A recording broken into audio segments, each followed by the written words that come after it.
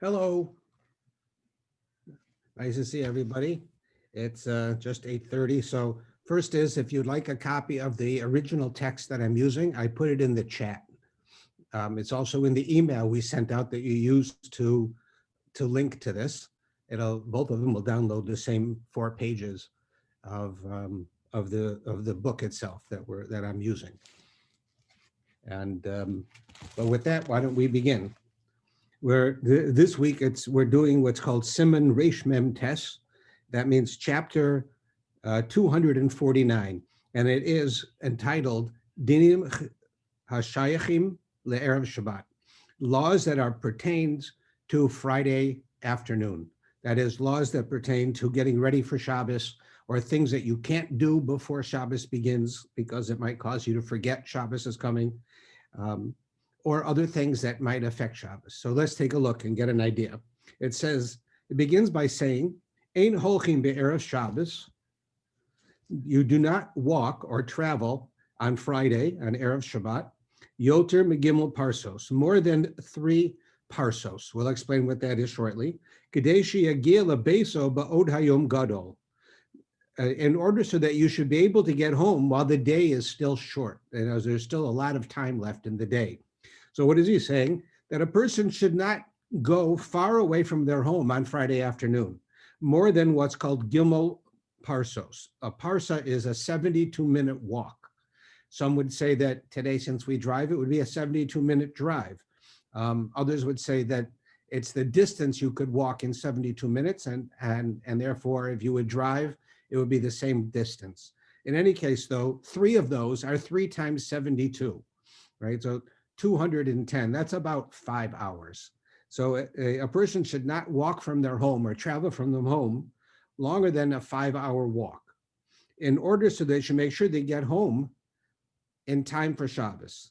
The yochel lahachin tzarchei suda l'Shabbos.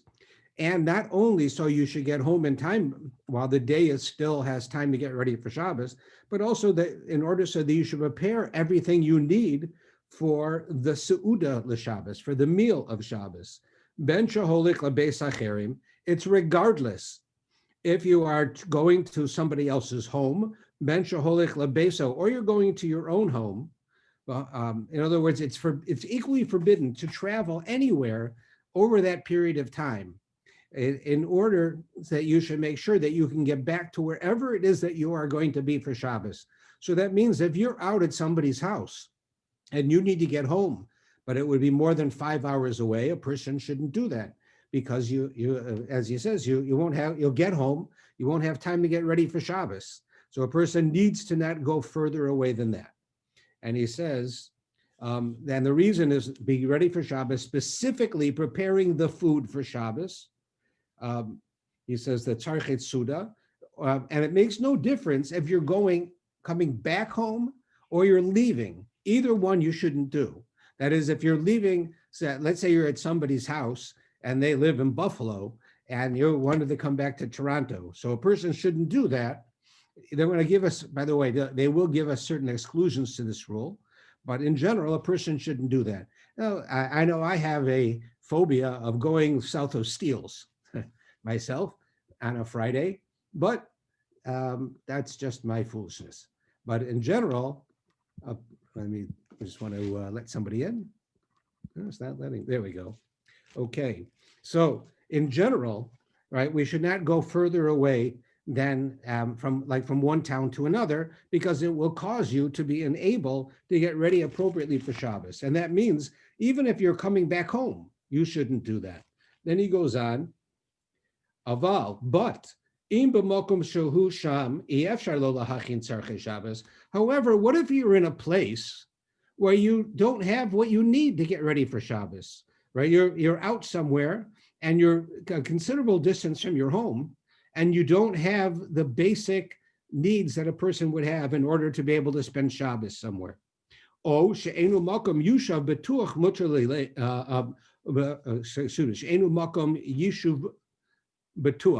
Or you don't have a guaranteed place. That is to say, for instance, you don't have a hotel room, or you're in a city and you came there, whatever reason you came there, and it wasn't your plan to be there, it was your plan to make it home, let's say by 8 o'clock in the morning. Instead, something happened and you got stuck in the city and it's now later in the day, and you have no place to stay. You have no guaranteed location to stay. So either you have a place to stay, but you don't have the needs that you have for Shabbos, or you don't even have a place to stay. Mutter lelech afilu kama parsos. In such a case, you're allowed to travel even a number of parsos, even a long. Ve'im shalech lahodiam shehu holech sham l'Shabbos mutter lelech kama parsos b'kol gavne. Now, if you send someone to let them know that you are coming, then you're allowed to travel. In other words, what was the problem with traveling more than 3 parsos? So far, he says, it boils down to really 2 things. Either when you get there, you won't have time to get ready for Shabbos.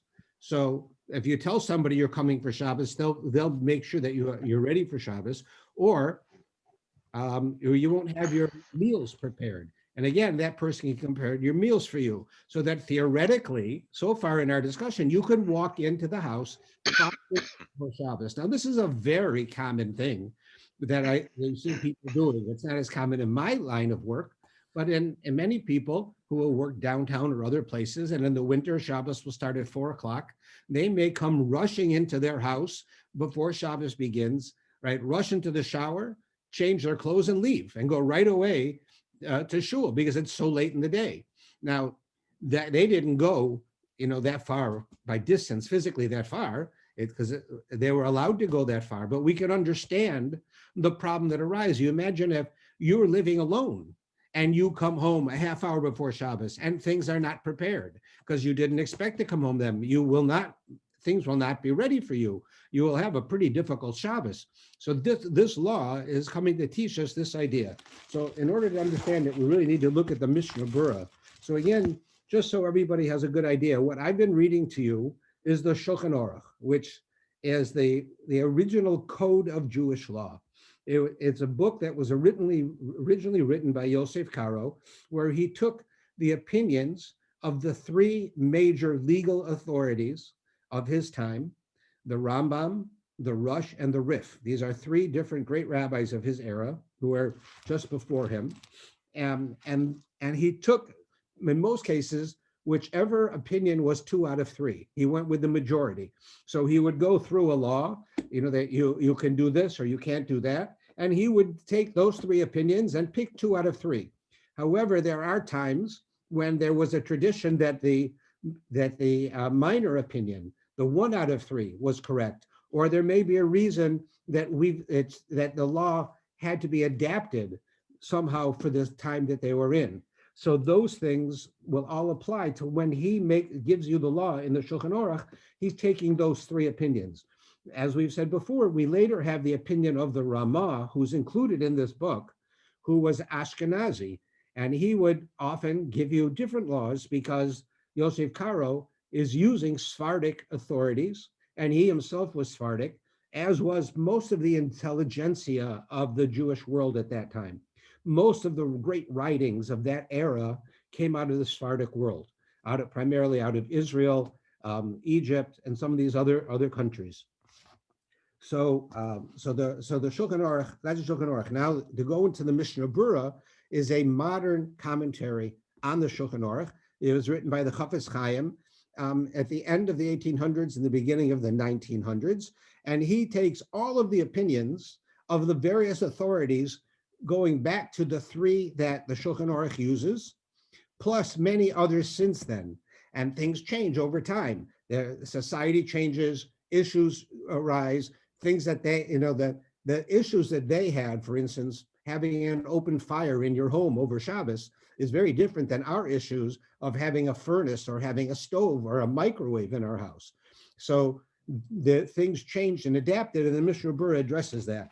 We're using the Mishnah Berurah as our final authority in 95% of the cases. So let's begin. He says that in the beginning that a person is not allowed to walk or travel more than 3 parsos. So he explains, Metchilas hayom, and that means from the beginning of the day. V'hu karav l'shlish hayom k'fi mahalach adam beinoni yud parsos biyom. So he says, how far is a parsa? So I gave you one opinion, which was it was the amount of time it takes to walk 72 minutes, right? So he says that that first thing, when do we start saying that a person should not travel on Erev Shabbos? Does that mean perhaps on Thursday night? Let's say Erev Shabbos Friday starts according to Jewish law 5 o'clock on Thursday night. Like right now, right? Today is Monday, but according to Jewish law, we're already in Tuesday, so to speak. So when it says that you can't do it on Friday, when does that start? So he says from the beginning of the day. Here he means the daylight. So that would mean that if a person wanted to come home for Shabbos, they could go anytime they wanted Thursday night without a problem, no matter how far they were. However, if they weren't going to leave until Friday morning, so then you should not go more than 3 parsos. And he says, what is these, when he says 3 parsos? So he explains, we're talking here that a person would travel for a third of the day. Why would we say that walking 3 parsos is approximately walking for a third of the day or traveling for a third of the day? He says, because Jewish law tells us in general, when we're figuring this out, the average person can walk 10 parsos a day, right? Over from morning till night. They could walk 10 parsos. So they're saying a third of the day would be 3 parsos. It's actually 3.3, but it would be 3. So that's what they're saying, that a person should not travel. Now, Mr. Burl explains, we don't use parsos anymore. So he says, how do you know? You take the daylight, right? So you take the daylight, you divide daylight into 12 segments. These are called halachic hours or Jewish hours. What you have is on the perfect day of the year, which only happens really twice a year, where the day and the night are each 12. So then each hour in Jewish law is 60 minutes. In the wintertime, when there's only 8 hours of daylight, then each hour in Jewish law is 45 minutes. In the summertime, you could have 15, 16 hours of daylight, and then each hour could be 72 to 80 minutes, depending on the length of the day.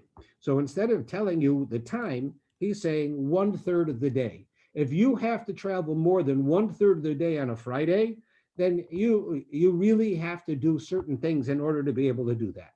Now, originally we said you can't do it, but then he gives you certain ability to do so. So he says, now the average person can walk 10 parsos, so you shouldn't travel more than 3 on Friday. But no sebeagala, and if you travel in a wagon, remember this is before the modern age. So this is if you travel in a wagon, rochev al sus, or you ride on a horse, the no mehera, which goes faster, right? Going in a wagon or going out by horse is faster than walking, so they go faster. So he says a person can go much farther than 3 parsas in a third of a day. And therefore, the Bach mashma lahakel benosa be'agala lisa afilu acher chatzos hayom. So here's where we're starting to see how we can update this. When it says a person should not go more than 3 parsos, so there he's talking, it means the amount of length it would take you to walk in approximately 3 hours, 3.5 hours, right? How far could you go walking 3.5 hours? So whatever that is, if you'd go in a wagon, you could go much faster. He says he's saying therefore in a wagon, it's not 3 parsas. It's the amount of time it would take you to walk 3 parsas. So if you could go in a car, which would go 60 kilometers an hour, and a person would walk about 8 kilometers an hour, you could go much further in the same period of time. So now the Mishnah Berurah is clarifying, it's not the distance that we're talking about, that you shouldn't walk more than 3 parsos. It's the amount of time it takes to walk 3 parsos, and you shouldn't walk for a longer period of time than that. So therefore, if you go in a wagon, which has horses, or you go on horseback, or you go in a car, or you go in a train, right, then you're allowed to go even, he says, even after the middle of the day. You can go in the afternoon because you're not walking. So therefore, we see here now that the original law of walking 3 parses is really the amount of time it takes to walk 3 parses. That's how far you shouldn't go further than that. So that's what he seems to be saying. And he goes on. Okay. Afilu acher chatzot, you can even go after the middle of the day. Bilvad sheyomod lishbos od hayom gadol, as long as there's still a significant amount of the day after. Kidei sheyochel lahachin sarche Shabbos, so that when you get home, you can get ready for Shabbos. Now, of course, that is take into account that there's no one to get Shabbos ready for you. Here it's talking about a person living alone who has to take care of everything. So that person should not travel longer than that period of time, so that when they get home, they still have the ability to get ready for Shabbos and get to shul or whatever, or just be ready. Okay, that's one. Now he says, the next law that he goes into in the Mishnah Berurah, he comments on the word where it says beso. It says a person should not walk on Friday longer than 3 parsos in order to get to his house. So what does it mean by house? Does it mean literally your house? What if you're on vacation and you're going away somewhere? What if you're traveling to somebody else's house? Does it only mean your own house? Because your own house, you'd have to do all the preparations. Somebody else's house, you don't have to. So maybe somebody else's house, you could leave later because you're just going to show up and everything's ready. So let's see. When he says your house, Hayinu lamakum sheshubasham, it says the place that you're staying. So it doesn't really mean your house. It means that a person should make sure wherever you're staying, so far in our discussion, you should not travel farther away, but then it would take you to walk 3 parsos. Now, imagine what it takes to walk 3 parsos. If we said you could walk 10 parsos in a 12-hour day, 10 in a 12-hour day, so then you could basically watch one parsa, right, in 72 minutes approximately. And 3 would be 3 times 72, right? So that gives you the amount of time. So now if you would drive for that amount of time, right, that's about almost 5 hours, as I said before. So that's quite a distance. You could drive from Buffalo to Toronto in under 5 hours. So you'd be allowed to do that. So that's how he's putting it. And even if you're traveling to your home or away from your home, you're going to somebody else's home as a guest, you still, right, should make sure that you leave with enough time and that you don't travel over that amount of time. So far in our discussion. Then he goes on to say, he says, you shouldn't go more than 3 parses in order so that you should have time to prepare the food for Shabbos. And if you're going to someone, and then he says, Ben it makes no difference if it's somebody else's house or your own house, as we said. So you now, so what about if you're at somebody else's house, but you want to now go to your house? The other way around. Before you were going from someone to you. Now you want to go to your house from someone else. So he says there, shaholech lebeso va'af shehu mechavin shebebeso yeh yoter oneg Shabbos. He says, here's what why would you'd have to say distinguish between your house or someone else's house? He says, perhaps you're one of those people, which he's accepting as the norm, who feels more rested or feels more at home in their own home. And therefore, you'll have more oneg Shabbos in your house than you will at somebody else's house. So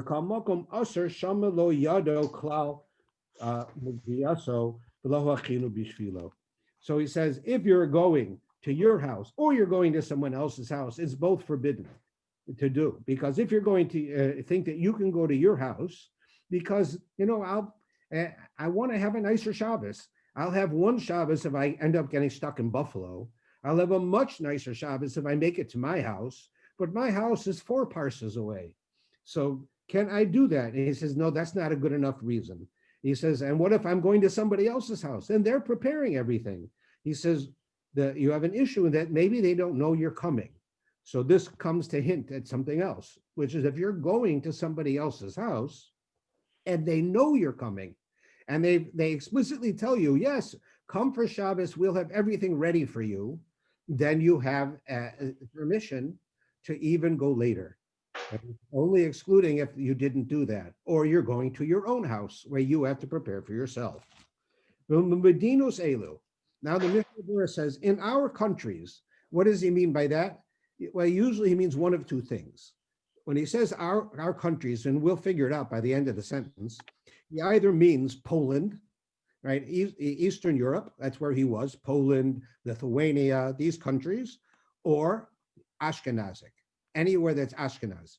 But in Medinos elu, in our countries, Riv Bnei Adam Machinin Tzarchei Shabbos Berevach. In our countries, we prepare Shabbos at length. In other words, we do a lot. For us, getting ready for Shabbos is not simply just putting hot water on the stove. It is preparing the house and preparing all kinds of food and taking a shower and getting dressed and get all of these things. And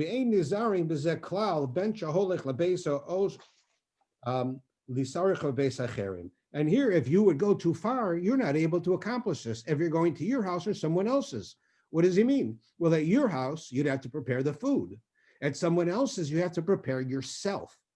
Right? They'll prepare the food, they'll prepare the house, but you still have to shower, you still are going to change. Now, he's not saying that these are all requirements. That comes up later where he talks about special clothes for Shabbos and so forth. Here he's simply talking about that in our countries, which this applies here as well, because we do this, we spend a lot of time getting ready for Shabbos. You dress differently, you act differently, you have different food, your house is set up different, right? So therefore, you have to be careful, even going to your own house, even going to somebody else's house, not to travel more than the equivalent of about 5 hours in a car. Probably, yeah, you could do this the 5 hours in an airplane as well, right? It would be 5 hours, traveling 5 hours. Any way you do it, you shouldn't travel more than 5 hours. It's not the distance that's important, it's the time. Okay, so now we go on with the halacha. He says, okay, so then he says, you shouldn't go more than 3 parshas, as we said, v'yochel, and you have to make your own Shabbos. V'hani mili. And what are we talking about? What do we mean? Let's, Jabotinsky, the famous Zionist, used to say, Achshav anachnu medabrim b'pajamot. Now let's talk in pajamas. Like, what are we talking about here? Let's be specific. V'hani mili, what are we talking about? Because shehu b'yishuv b'makom shochel hachin tzarchei Shabbos, right? And of course, this is if the person is in the place, as I said before, is in a place where he can prepare for Shabbos, but if he's in a place that he can't, right, then he's allowed to travel further. So now, how does the Mishnah Berurah understand this? So he says, Hani mili kushahu. This is in the last line on the page. Rotza lomar. That comes to tell us. B'makom shekalu hagimel parsos kol kach halivush ba'ayin b'eliyah rabbah. That is to say, when he says that what are we talking about? Right? Hani mili kushahu b'yushuv. That you are sitting in a place where you can keep Shabbos. What does that mean? It's a place, Rotzalomar, b'makom shechilu hagimul parshas kol kacha levus v'ayin b'eli rabba. So he's saying that if you were going to travel up to 3 parsas, that you would end up in a place where you could prepare for Shabbos, or you had your home, right? Either your home is 7 hours away and you can only travel 5 hours. But this would only apply to you if within 5 hours you can have what you need. You go 5 hours and you end up, halfway between Hamilton and Toronto, and now you're stuck in the middle of nowhere. There's no synagogue. You have nothing with you. Like I can tell you, I had a friend, guy I went to yeshiva with, later on became a Lubavitcher and lived in Rhode Island, and I lived in Boston for a while. And and this guy used to have to go see the Rebbe, right? Go see the Rebbe in New York. So I know that in the 3 years I lived in Boston, on 4 occasions, this guy ended up spending Shabbos with his entire family in a parking lot outside of a 7-Eleven. on the way to New York because he would leave too late. This was a perfect example where here you are, a guy with his wife and two little kids had to spend Shabbos in a station wagon in the 7-Eleven parking lot. Now, you understand, you can't even open the door because the lights go on in your car. I mean, you're like really stuck. I don't know what he did to try to make it, but you could imagine how difficult that would be for a person. Had that person listened to the rule and said, oh, I'll go see the Rebbe. I need to leave at 5 a.m, even though it's only basically 4.5 to 5 hours away to go from Rhode Island to Crown Heights. Nevertheless, he had, he would get stuck like that. So this is what I was talking about. So the Mishnah Berurah goes on, in Hay, he says, in Hay here, he says, or she'enu makom yusha b'tuach. Another reason that you could travel further is you don't have a place to stay. The first one is you have a place to stay, but you don't have anything you need for Shabbos. There's a hotel in Barry, and you can be in Barry for Shabbos in a hotel, no problem. Just stay in the room. But you don't have any food. You don't have anything. So you don't have any of your Shabbos needs. So that's one reason why you can travel further. What if you have your Shabbos needs, but you don't have a place to stay? So that's what we're talking about here. She'eno, you don't have a place. The Amida b'derech, eno makom b'tuach. Anywhere that you're traveling on the road, that's not a certain place to stay. To call hadrachim b'cheskes sakana, because anywhere that you stay that is not somewhere that you're used to, that's established, is going to, and it's like traveling, and you're in between hotels, or you're staying in the parking lot of a 7-Eleven. In general, Jewish law considers that dangerous. To stay in a public area over Shabbos without the ability to have what you need for Shabbos is considered dangerous. Now you understand it here, dangerous can be many things. It can mean dangerous from animals. It can be dangerous from the elements. It can be dangerous from people. And we remember that the Mishnah Berurah, even though he's not that long ago, right, he was really at the turning into the 20th century. He was living in a country where Jews did not have human rights, right? If the government so chose, they could make pogroms. They could make whatever they wanted. So for a Jew to be out on his own in the middle of nowhere and stuck for Shabbos, so you can't do anything. You're stuck, right? But that's dangerous, and that danger is enough reason for you to be able to travel more, right? You shouldn't put yourself in a dangerous situation. Even if you have all the food you need for Shabbos, but you don't have a secure place to stay, right? Then you're allowed to travel further. That's how he explains it. So now back up in the Shulchan Aruch, so he says, if you send Rabbi, he means further than the 3 parsas, whatever it was. Correct. He doesn't mean traveling in Shabbos. No, he means that if further than the distance that you gave us. Yeah, right. If it's the end of 3 persons, let's say the end of 5 hours of traveling, you still have 45 minutes to go. You'd have to stop. But if you don't have a place to stay or food there, then you're allowed to travel on. Keep going. Right. But once it actually hits Shabbos, you're in the 7-Eleven. That's right. Then you didn't follow the first half of the law, because you wouldn't be there, right? Unless something crazy happened, like your car broke down. Then those things happen, or your plane was late. That happens quite often, right? People are stuck. Yeah, I know someone who was stuck in an airport because they left too late on Friday, and the flights got delayed, and yada yada yada. Spent Shabbos in the airport. Yep, it happens. I don't say often, but often enough that I've had a question asked me.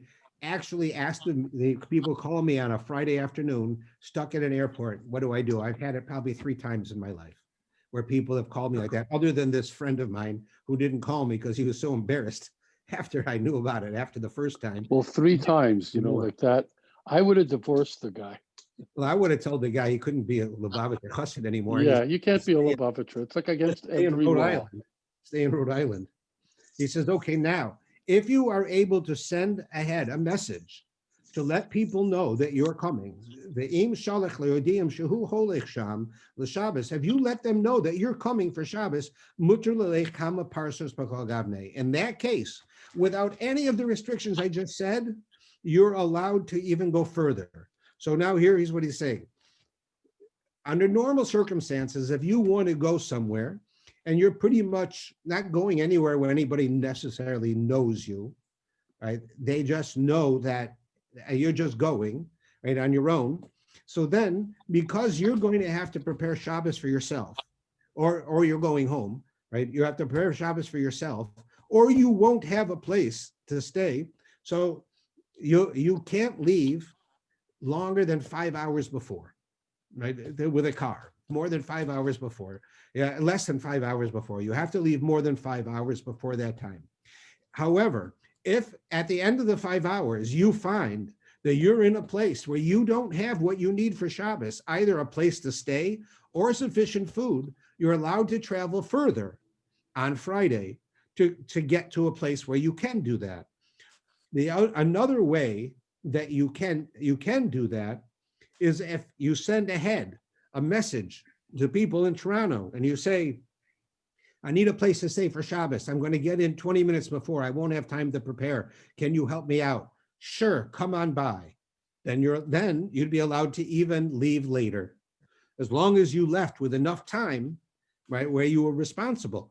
But you could do that. You could go even longer than the 5 hours or the 3 parsos. So they basically now minimized the problem. But nevertheless, still a person has to keep that in mind. Even if you have, and not too many of us are going to travel to another city on a Friday afternoon without somebody expecting us. But even if they're expecting us, we need to keep in mind these rules, because these rules are to help make sure that we show up and have time to get ready for Shabbos. It's not talking about if you show up and it already is Shabbos, as Avram just asked, right? If you're leaving so late that you can't get there on time, then you have a problem. Right? Then you're going to have to stop, regardless, because it's Shabbos, and that's another set of laws that we'll get to. So now let's look at law number 2, base. You wouldn't be allowed to go if you know you're going to be that late. You shouldn't go. You should stay home and not go. That's right. But I'm talking about a guy who went. What did he do? Now he's going to have to stop wherever he is, a 7-Eleven or whatever. Okay, number 2, Aser likvoa be'erev Shabbos suda. V'mishta she'enu ragil b'mei chol, afilu hi sudus erusin. It is forbidden for you to set up on Fridays a meal or a party that you don't usually do on a weekday, even if it's an engagement party, mifnei kavod Shabbos, because of the honor of Shabbos, shiknas l'Shabbos shehu ta'av le'echol, because a person should enter Shabbos with a desire to eat. B'kol hayom b'klal iser, and the entire day, here it means even the night before, is a part of this forbidden act. Now, what he's basically saying to you is that on a Friday is not a day to set up an optional meal. Don't make a siyum, right? Or don't make a celebration on a Friday, because you'll eat so much at the celebration.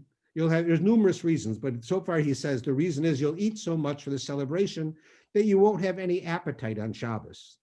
And having an appetite on Shabbos so that you can eat the foods you prepared is a part of enjoying Shabbos.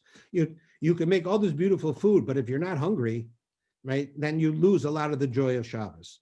So he's saying a person should not make a large meal on a Friday that they don't usually have. If it's normal for you that every Friday at your office, they make a party, let's say, right? You'd be allowed to do that because it's normal for you. But if it was extraordinary, then you couldn't. Now, why does he say even an erison? I call that engagement, but it's not really engagement. Erison in the days of the Talmud was the first part of a wedding ceremony. We have, just so I'll give you a quick overview on how a wedding is done. A wedding ceremony has 2 parts. You have erison, which we usually translate as engagement, and nesuin, which is marriage. And they're separated by the reading of the ksuba. So when you see the chassan and kala at the beginning, when he gives her the ring and the rabbi makes a blessing and they say amen, that's erusin. In ancient days, a man and woman would do this erusin. They would be engaged to each other, which meant they're not fully married, so they can't live together, but they can't marry anyone else. So they would use a period of time, usually up to a year, to prepare their household. And then they would get back together at the end of the year with all of their dowries and their house and everything set up. They would do the last part of the wedding, which is called Nisuin, and then they would be married. So here this is what it's talking about. Us, for our conversation, you can change Erison to wedding, marriage. Who gets married on a Friday? Right? I mean, Friday, like you're going to get married on Friday and then Friday night is Shabbos. Like you're sort of out of luck. Like, what are you going to do? It's Shabbos. You can't have a wedding party going on until late at night. You can't be alone, like on your own. You have to, all these rules of Shabbos. So the fact is, something that many people don't realize is that for many centuries in Europe, the average person would often get married on a Friday. And the reason is that people were poor. And that way they would be able to combine their Friday night dinner with their wedding dinner. They could have one dinner, both for Friday night and for their wedding. And that way they'd be able to afford it. It was not uncommon that Jews could not afford a wedding meal and a Shabbos meal. So this way they put them together and people could have it. So when he says here, you shouldn't have an Erison meal on a Friday that you don't usually have. So he's referring to the fact that you got married on Friday, and you're going to have your meal on Friday afternoon. You can't do that. What you would do is you get married on Friday and you'd have your wedding meal on Friday night, on Shabbos. If you'd have your wedding meal, you can imagine if you'd have a big wedding meal at 2:00 in the afternoon on Friday, and then at 5:30 or 6:00, you want to have another big dinner, you're not going to enjoy it much. So they're telling you that's another thing you cannot do, right? So he says, because of honoring Shabbos, that you should enter Shabbos while you're still hungry. Uh-oh. Are you guys still here? Everyone hear me? Yeah, good. I'm here. I hear you. All right, I just got a message that we were signed out, so I just wanted to make sure I'm still here. Okay. So you have to be hungry when you enter Shabbos. The Kol Hayom B'Klal Isra, and the entire day applies. Now, what do the Ashkenazim say here? Here we have the Haggah. V'suda shizmana alpi erev Shabbos, a meal that you are invited to on Friday, kagon bris mila. Like, what if you have a bris on a Friday? You have no choice. A bris is when a bris is. So the bris is on a Friday. So now what are you going to do? You have a bris mila or pidyon haben. Also, it's on a set day. Mutter, those are permissible. But kain nearly kain ha-minag pashut. And it appears to me this is very simply the custom. So here, where the law originally states you should not have any of these meals, he said, we're not talking about a bris or another ritual that is time bound. If a woman gives birth on a Friday, the bris is going to be on a Friday. So then you have the meal. So these are excluded because they're time bound. What they're talking about are meals that you choose to have. You choose to make, for instance, you can choose to make a bar mitzvah meal on a Friday or on a Friday night. You can make your wedding meal on Friday or Friday night. So the halacha is saying you can't do those on Friday. A bris, on the other hand, is done in the morning. By Jewish law, you're supposed to have a bris in the morning unless you can't. And therefore, you wouldn't have a problem with the meal in the morning because it won't cause you to be hungry. And it has to be that day. You can't wait till Friday night to do the meal from the morning. Okay, so that's how that works. Mutter again, veneerly, and that's the halacha. So let's look at some of the Mishnah Berurah about this and see where we have a difference between the Ashkenazim and the Sephardim. So the first one is Ches, which is going on Erev Shabbos Suda, but you should not make on Friday a meal or a party. So what does he say that means here? Ches, this doesn't only apply to Shabbos. You have a rule before Yom Tov too, before Yom Tov. Before Yom Tov also, you're supposed to not overindulge so that you can go into Shabbos and have an appetite. By the way, this is also, and we'll talk about this later, this is also why we don't have fast days on Friday, for the opposite purpose, which is you shouldn't enter Shabbos starving, because then you won't have proper forethought in your davening or in saying Kiddush, and you'll just rush to the food because you're so hungry. So therefore, we don't have fast days. No, on sorry, but Friday. Tavis and Fred, like we did this year. Okay, so good. So there is one fast day that does fall out on a Friday, the 10th day of Tavis. There's no question that part of it is that it's in the winter where the day is short, unless you're from South Africa, then the day is very long. But that's different because that holiday has to be, that day, the 10th of Tavis, if you would keep it on any other day, it would according to Halacha, it no longer applies. While the 9th day of Av, you could do on the 10th day of Av because the temple is still destroyed. But that one fast day, they do allow a person to fast on Friday. But otherwise, here in Canada, all you do is really miss lunch because the day doesn't start until like 6:30, so you can have breakfast, and it's over at like 4:30, so you could have dinner at a normal time. But that's not why they do it, but that just happens to be the case. So he's saying this applies also in Erev Yom Tov, right? There's a mitzvah to enjoy and to give respect to Yom Tov through eating. So you shouldn't eat before. Then he says, and what about, you shouldn't set up a meal like for a party, like for a marriage. So he says, Perish, im iras kodem lechein, asher lasos hasuda be'erev Shabbos. If you made your wedding before, let's say on Thursday, and you said, we don't have time today, let's make our meal on Friday. We'll have the wedding on Thursday, but everybody will come on Friday. He says, the after sudas erison, he mitzvah, mekomokum hayo lagdimu. Valim iras be'erev Shabbos, mutter lasos hasuda, the kivon de erison sharia be'erev Shabbos.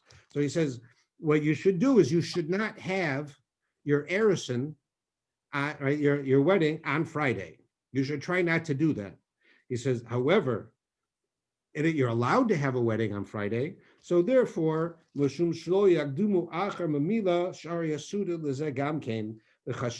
it's an important meal. It ties into a wedding that if you do have yours, you should push it off till Friday night. That's what he's telling us. That it's not enough to say that that's how you don't get married on Friday. If you need to get married on Friday, you can, but you should get married later in the day so that the meal will fall out on Shabbos. And this was very common. Today, people would tell you, like I've heard it before, people shouldn't get married on Fridays because you'll have all types of people breaking Shabbos in order to go to the wedding and go home from the wedding and so forth. But in these days, it was the custom to do.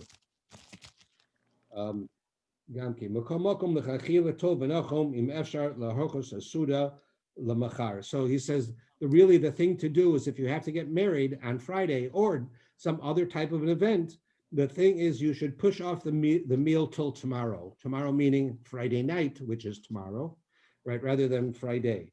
Or Yom Acher, or another day, afilu be'irus be'erev Shabbos, even if the wedding was on Friday. So here he's saying, even though the norm is when you do a mitzvah like wedding, a mitzvah, right? You do a wedding or a bar mitzvah. The norm is that you have a sudas mitzvah, you have a meal for that mitzvah right after the event. But so if you had to have the event on Friday for whatever reason, excuse me, it is most appropriate to push it off till Friday night. It's not required. If you needed to do it, you could, but you really should push it off till Friday night. So number one is try not to have the event on Friday. Number two, if you have to have the event on Friday, have it later in the day so you can push off the meal until Friday night. If you can't do it and you must have it on Friday, then you're allowed to. V'da calls that besudas erosin of al besudas she'osim b'sheduchim shalanu. He says, now don't get this confused. This is talking about an actual wedding meal. If you want to talk about a meal that you make when your bride, your daughter and son get engaged, like she'osin b'sheduchin, right? In other words, an engagement party. Shalanu, right? Back then, I guess they called them shidduch parties, but we would actually think that's pretty weird. but then we call these engagement parties. Lo havia suda mitzvah. There's no sudas mitzvah to get engaged. It's not, the mitzvah is to get married, right? So you don't have to have a meal when you get engaged. Called kach b'prima garden. He said, and therefore, ain osa saber Shabbos. You should not make engagement parties on Fridays. Even if the decision to getting married was done on Friday, nevertheless, you still shouldn't make the party then. Excuse me. And those who have the custom to eat different types of Morocco's, I'll tell you about that in a second. B'shas kesivas hatanoim, lo mikre suda. So some people who have a custom to marquechas are things that can be smooth, means sauces like tahina and other types of tachinas, baba ganoushas, all other types of crushed things. If it's a custom, when you get together with people and you are going to like sign the what do you call it, the tanoim. The tanoim at a wedding, we do it as a custom, but in ancient times they did this as a law. And that was basically where the two sides got together at an engagement party and they decided who's paying for what. Okay, I'll give 20 The goats. Hasidim still do it. What? The Hasidim still do it. Okay, that could be, but I've never heard of it in my life. I once went to one because I had a Hasidic Shabbos, he invited me to it. Okay, and did they give them any goats? I don't know, but they did the Tanam there. Yeah, okay. So we do it only as a custom right at the wedding. But back then, if they did that, he says, still, even that, if that type of an event you have, and your son and daughter get engaged, and you want to do the business of it on Friday, you could. And if at those things you served certain types of delicacies, that's fine, as long as it's not a meal. That's what he says. Velo mikre suda. That's not called a meal. So now it goes on with Yud, and here he says the reason that we don't have these foods, right, these meals before Shabbos, is so that we should be hungry when we enter Shabbos. Why? Why should we be hungry? For kavod Shabbos. A way of honoring Shabbos is by not overeating before Shabbos, so that you will be hungry on Shabbos. So the Mishnah Berurah comments on what does it mean to honor Shabbos. He says, "V'yesha kasvu hatam shemitoch tirdas hasuda lo yisashu b'tzarchei Shabbos." He says, well, one of the reasons is if you're going to spend all your time getting ready for a meal on a Friday afternoon, for whatever reason that you were doing it, you won't have time to get ready for your Shabbos meals. You'll just have leftovers or whatever it is, but you won't have time for both. And therefore, it's not honoring Shabbos, right? You're having a big fancy meal on Friday, and then comes Friday night and you have just the leftovers. You're showing Shabbos as second rate. So that's not honoring Shabbos. So it's another reason one is not to eat so you're not full. Another one is it doesn't present well, that you're making this big fancy meal on Friday afternoon, and then Friday night, you either haven't prepared enough or you're having leftovers. Okay, we're on to the next one. So on base, now law number 2, back on the top with the Shulchan Aruch. Asher l'gvoa be'erev Shabbos sudas of mishta she'en. I already said that. I'm sorry. I get confused all the time because I keep switching pages. Okay, v'sudas mana alzi kagon bris mil. I said okay. Okay, the last line. Le'echol v'lishtos, to eat and to drink. Bli kaviu suda afilu suda sheragyo ba b'chol kol hayom mutter lahadchil min adin of a mitzvah lehimna melekavoa suda shnoig bo b'chol mitesh shashlamala. Sorry, I had to read the whole thing so it'll make sense. And he says, to eat and drink without setting a meal, just to have a snack, a couple of slices of pizza, a cup of coffee, right? You can to have those things, even Suda Sharagaba, even if you usually have a meal. What you usually have lunch. Let's say you usually have breakfast and lunch on Friday. Even those, mutter laharchil minadin, you can do it. You're allowed to have snacks or breakfast or lunch. If you usually have breakfast or lunch, you can do that on a Friday. That doesn't break this rule. But he says, aval mitzvah lamnia, however, even a meal that you have regularly, you should not eat it after the 9th hour of the day. Now, again, the 9th hour is our days, right? We only have 8 hours in our day, daytime, daylight, right? But the 9th hour means the 9th hour of the Jewish hour, right? The legal hour. So today, right now, literally today, I think an hour is about 42 minutes. So you would take sunrise, and you would take 9 times 42, because an hour is 42, not 60, because the days are short. So 9 times 42, start at sunrise and add that to the time. When you get to the time, right, whatever that is, from that point on, he's telling you, you can't start even a normal meal. So if you would normally have lunch, and you would eat lunch at 2 o'clock in the afternoon, because you don't eat dinner till 8 o'clock, let's say. He said, and 2 o'clock is after the 9th hour of the day, you have to eat lunch earlier, or you can't eat lunch. In other words, you should not have a meal after the 9th hour of the day. So what would that be like now? Now you're talking probably around 2 o'clock. After around 2:30, you should not have a meal. You could have a drink, you could have a snack, you could have a piece of pizza, but not an established meal. That's what he's saying, from the 9th hour on.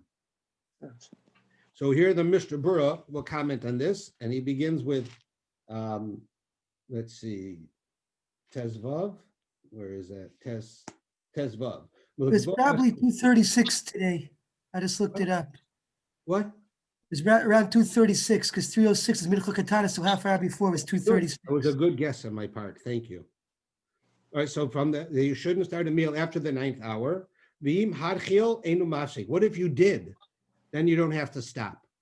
If you started right at the 9th hour, a meal, right? What happens? Like if I walk into your house and you're having a meal, and it's after the 9th hour on Friday, do I have and you say, is this okay? I don't have to tell you to stop. That's what he says. No, you don't have to stop. Mitesh shaus lamala, the 9th hours and onwards, hayunu shaus manios. So here he says, we're talking about halachic hours, like I just said. It doesn't mean 9 60-minute hours. It means 9 hours, which each hour is a 12th of the day. V'hu revias hayom. He means approximately a quarter of the day. Chav dalet halayla from l'kol makom nira b'biyamos hachoref. Now he says, when it comes to the winter, b'zman shayomim kasarim, when days are very short, ma'od, very short, mitzul hamniyam l'kavoa suda haragila afilu kodem teshos. It's really appropriate to not eat even before 9 hours. Kol shehu mishar ben nafsho, as long as it doesn't affect your ability to act normally. In other words, it says here, mishar nafsho means the gate of your soul, the gate of your life force. That is, if you're going to get so hungry, or you're going to get a sugar problem, right? Or you're going to be tired, whatever it is, and you need to eat, then you'd be allowed to. But otherwise, it's really best in the winter not even to eat. Wait till 9 hours, even 6 hours. In other words, the day is so short, right? Like, if you come home from shul, let's say you're not even going to shul now. By the time you start Shabbos is like 5:15, right? You're going to have a big meal at 5:15. If you say that after like 2 o'clock or 2:30, as Ellie just told us, if after 2:30 until 2:30 you could have a whole meal, by 5 o'clock you're not hungry. So he's saying, word of advice, not law. Law is 9th hour, but word of advice, stop earlier. The whole idea is to have an appetite, not to be starving, but to have an appetite. Because if you do eat at the 9th hour, you won't be hungry at night. And now he's going to, okay, the next one. Let's see, where is he with Yud Ches? Okay, Derech Anshe Maisa. right? This is the way of the men of action. What is Anshe Maisa? That's an ancient word meaning people who take their religious beliefs very seriously. In other words, you've got the religious community, and then you've got those who excel. That's their entire life. That's called the Anshe Maisa, people who are role models, right? Litanos bechol erev Shabbos. People who were men of action fasted every Friday. Now this goes against everything we just told you. How can you make it that you fast on Friday? So let's look at the Mishnah Berurah here. Yud Ches, fasting. Kedei shiyu ta'avim le'echol b'layla. So they should be hungry at night. V'ayin b'bach v'magen Avram. Look in the book written by the Bach and the book by the Magen Avram. Shahaskimu de'ein letanus be'erev Shabbos, who all agree it is forbidden to fast on Friday. Kedei shelo yikanes l'Shabbos shehu ma'una. So a person shouldn't enter Shabbos when you are not yourself, meaning that you're either very hungry or you're addicted to, let's say, coffee, and you have a headache because of it. You're not yourself because you fasted on Friday. Im lo shehu Istaneus kol kach. Unless you are an Istaneus, an Istaneus that if you eat during the day, you will not be able to eat at night. So what is that? What is an Istaneus? So an Istaneus means somebody whose body is weak, but it doesn't necessarily mean weak that there's something wrong with them. What it's saying is, for instance, an Istaneus is a person who would need to shower daily. Many of us shower daily, but they would need to. If they didn't, they wouldn't be able to feel comfortable the whole day.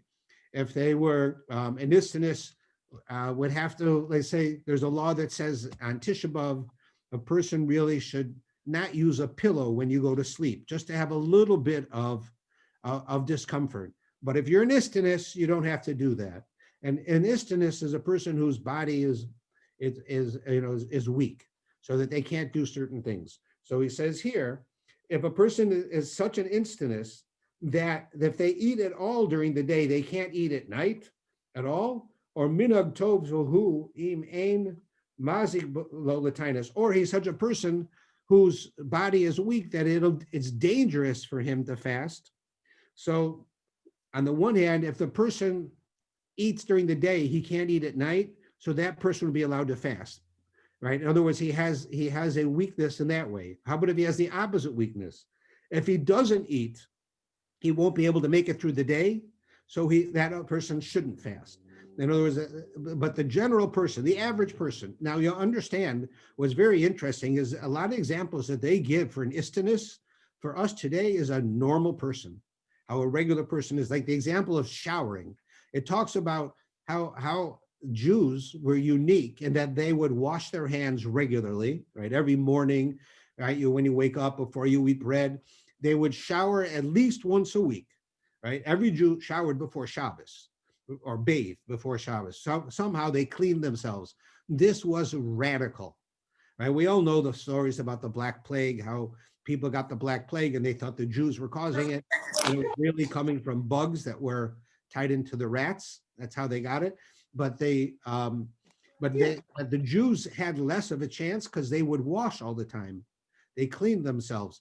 It wasn't the norm. In fact, there are many examples we can show you, like the overuse of men's perfumes in places like France and England during the Middle Ages was because they didn't wash. They actually felt that it was bad for you to bathe, that you should bathe as little as possible. There are times when you needed to, but if you don't need to, it made you weak.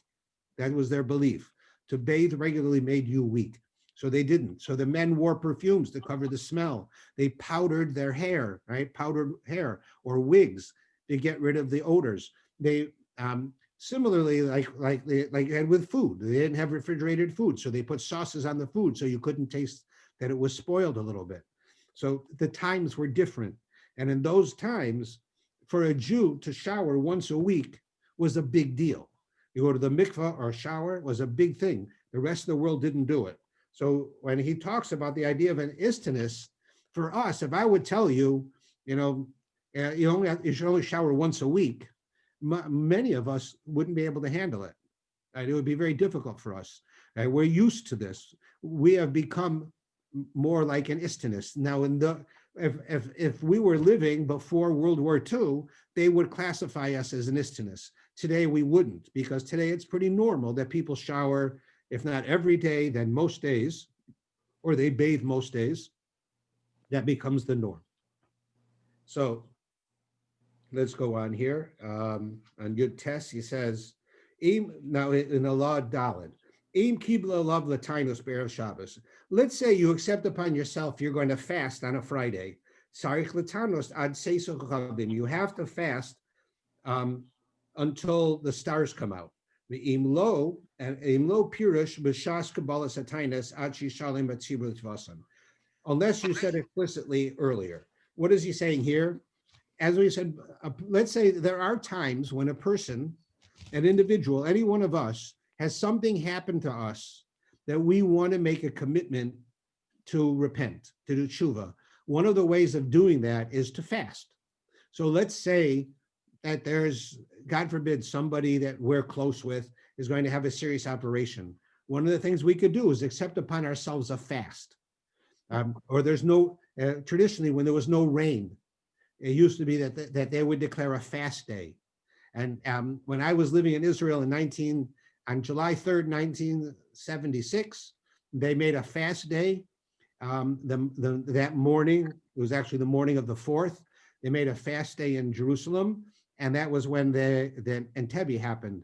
They made a fast day, the rabbis called a fast day, in order to try to ask God to help these Jewish people who are all kidnapped by the Palestinians, right, in Uganda, in order that lives should be saved. And before the end of the day, you had the story of Entebbe. So that was an example where they called a fast. Now that was a public fast, but what about a private fast? So if you have, let's say a person has a bad dream and it bothers you, right? The law is if a person has a bad dream, they come and they ask you to interpret it. If the dream really bothers you, it really, no matter what I tell you, it means it bothers you. So then you should fast as a form of repentance. You're hearing a message. You don't know what the message exactly is. You just know that it should improve. So you can choose to fast. That's any day. If you have a bad dream on a Thursday night, now you're going to fast on Friday. Wait a minute, how are you going to fast on Friday? I just told you can't. But so here's now the law that deals with what happens if a person makes such a commitment that they're going to fast. So if a person says, I'm going to fast, and it's Erev Shabbos, it's now Friday, he has to fast how long? What if you start Shabbos early? What if you start Shabbos on time, right? We start Shabbos at sunset. We end Shabbos at 3 stars, right? 3 stars is clearly 45 minutes or more longer than sunset, but we start at sunset. If I say I'm going to fast on Friday, am I fasting till sunset or am I fasting later? What's the rule? What's the definition? So he says, unless you stipulate, if you're going to fast on a Friday, which you shouldn't do unless you have to, but if you have to, then unless you stipulate differently, you fast until the stars come out, which would be about an hour after Shabbos began. You would still be fasting because that's still Friday, right? That day. Right? On a Thursday, you would certainly fast that long. So on Friday, you would. If you stipulated, I'm going to fast until Shabbos begins, and we know Shabbos begins at sunset, which is about an hour earlier than the stars coming out. So then you would stop earlier, right? In general, we always discourage people from doing this on a Friday, but I've had cases where people were so bothered with a dream they had that I told them to go ahead and fast. It was a Friday. And just to make a stipulation that you're only going to fast until it's time for Kiddush. And that way they would fast and then they'd make Kiddush and it would be over. So here he says, in the Mishnah Berurah, Tzarich L'Tainus, you would fast. The Kamo in Kibul Tainus is the same as if you accept upon yourself to fast. Stam, in general, and any other day, B'yomei Hashvua, the Dino hu Ates L'Chavim, because any day that you pick to fast, you're fasting until the stars come out. Velo mahani b'mashi spalo tfilas arvis mikodem, and it doesn't help if you daven early. Summertime comes, okay? It gets, we'll go to shul 7:00, right? We'll daven Mariv at 7:45. We'll be home at 8:30. It doesn't get dark till, let's say, 10:00 at night. So on a Shabbos like that, you could be finished your meal and it's not even dark out yet, but you're allowed to do that. You can start Shabbos early. But if you said you're going to fast on Friday, you can start Shabbos early, but you are now a living contradiction. According to Shabbos rules, it's already Friday night. It's also a different day. According to fasting rules, it's still Friday. So, and that's how you would have to do. So you would literally, on a Friday night in the summer, you'd have to wait all the way until 10:00 at night before you'd be able to break the fast, unless you stipulated different. So that's really how he explains that. So here's what we've gotten so far. We have a general rule, right, to understand that keeping Shabbos is not just Shabbos itself. The preparation for Shabbos, as preparation for every mitzvah, is extraordinarily important. How a person prepares to do a mitzvah is very important. That's why when we get back to this next week, we're going to learn how every rabbi in the Talmud used to do at least one thing in their house to get ready for Shabbos. Some did a lot. So one of them would wash the floor. Another one would set up the Shabbos candles. Another one would slaughter a cow and cut it up for use for the meat and salt it. Different people would do different things, but everyone did things to get ready for Shabbos. Because every mitzvah we do, the preparation for the mitzvah is, at least according to our understanding, is almost as important as doing the mitzvah. It's not as important, but you can imagine to walk into Shabbos with no preparation, you're not going to have food, you're not going to be dressed nicely, your house will be a wreck, the lights will be off that should be on and on that should be off, because you didn't prepare, right? And as it says, he who prepares on Shabbos eats on Shabbos. You don't prepare for Shabbos, you don't have anything. So the preparation pragmatically is important, but philosophically is extraordinarily important. For a person, just like anything else, you can't wait until your vacation. You can't wait till the day of your wedding. You can't wait till the day of your bar mitzvah. Right? You can't wait for this to happen. That's how we're supposed to feel for Shabbos. When you can't wait for your bar mitzvah, you're getting the clothes and you're getting the invitations and you're getting things ready and you're excited and you're talking about it.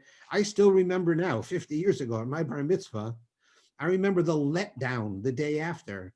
It was like such a change. And I was looking forward to it and looking forward to it and looking forward to it. And then it was over, right? I had nothing to look forward to until I got married. I got 20 years. But here you go. Right? You're looking forward to, that's how Shabbos is supposed to be. Traveling, right? That can put yourself in a difficult situation. Fasting can make it so that you're not appropriately ready.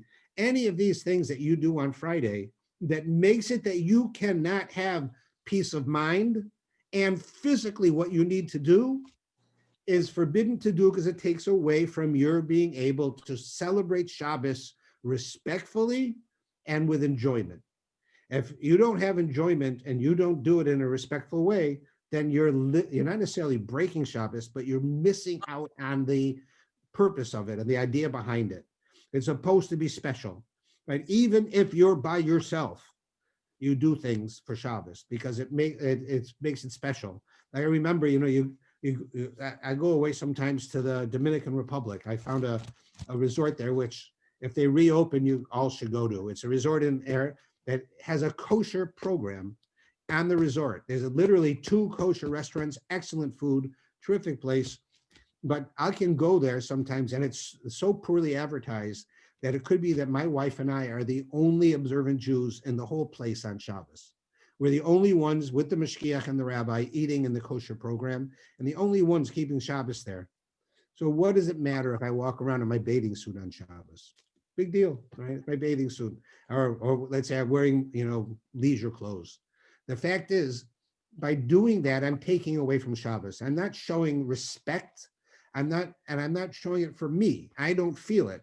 If as incongruous as it is to get dressed up nicely for Shabbos, even in a resort like in the Dominican, to get dressed nicely for Shabbos is showing how important Shabbos is. it's so important to me that I don't dress down my Shabbos on vacation. I dress up for my Shabbos on vacation. My Shabbos is always a Shabbos. And by doing that, it's more meaningful. So all of these laws and others are all there to help us prepare appropriately psychologically, not just physically, but psychologically, so that it all comes together that Shabbos is a special day. So that's really what we're trying to accomplish. So we're going to go on with the same papers next week. I'll put new ones up, but it'll be the same ones plus carrying on to the next page. And hopefully we'll get to some areas that are much more applicable to us today, although I'm guessing that for many of us, the ability to travel on a Friday is probably a new area, something we didn't know about. And it's something that is important that we want you to be cognizant of. Right? You see, there are a lot of exclusions, and if you have the need, it's usually allowed, but you should be cognizant of it. Okay, everyone, I kept you a bit late today, so thank you for joining me, and I hope you found it worthwhile, and I'll look forward to seeing you again. And if there's anything that you can suggest to make it better, please let me know, and I'll do my best to do that. All right, have a good night. I look forward to seeing you all again soon. Yasher Koach, bye-bye. Thank you all. Yasher Koach. Bye. Okay. Thank you. Good night.